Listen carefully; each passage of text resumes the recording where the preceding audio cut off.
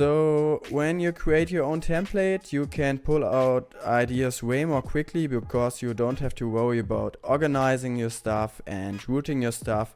You just have everything on your fingertips and you can pull out an idea way more quickly. So let's get started. Starting with a blank project, you have to think about how you want to group and organize your elements in the track.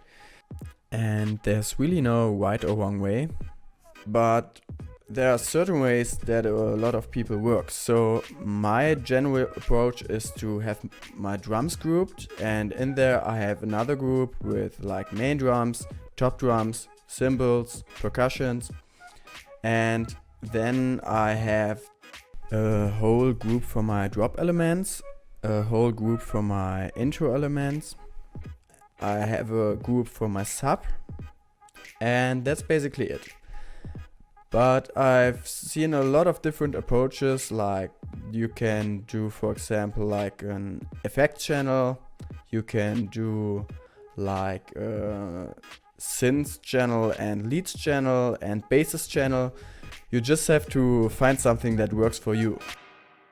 Starting with a blank project, we're first gonna create our drum group. Let's group this audio channel and call it #drums.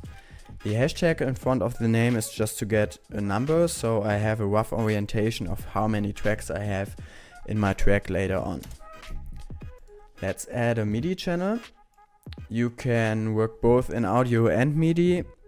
In my current template I have a MIDI channel for my main drums, so I can swap them out and try different drums in the actual song later.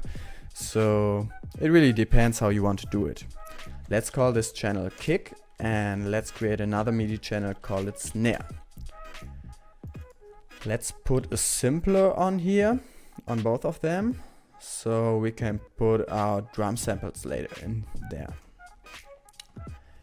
Since Ableton 10 you can do groups in groups, which I'm gonna do now. If you have a lower version or another DAW, maybe you have to work with buses, or you can create different groups for your main drums, your top drums, and so on and so forth. Let's call this main drums. So let's create another audio channel. Let's call this top drums, call this hi-hat 1.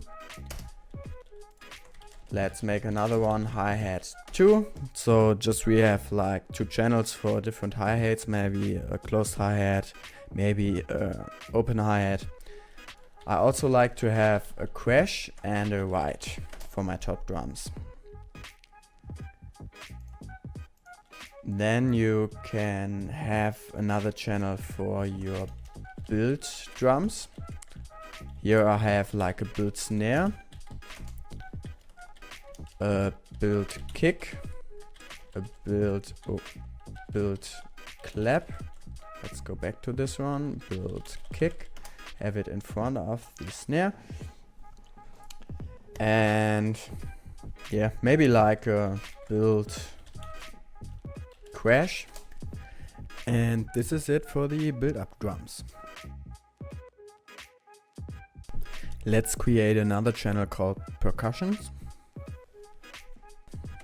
and have here like shakers, bongos, and so on. You can really be creative with the things you put in there, but I recommend you to stick with only the things you really use in your tracks later on.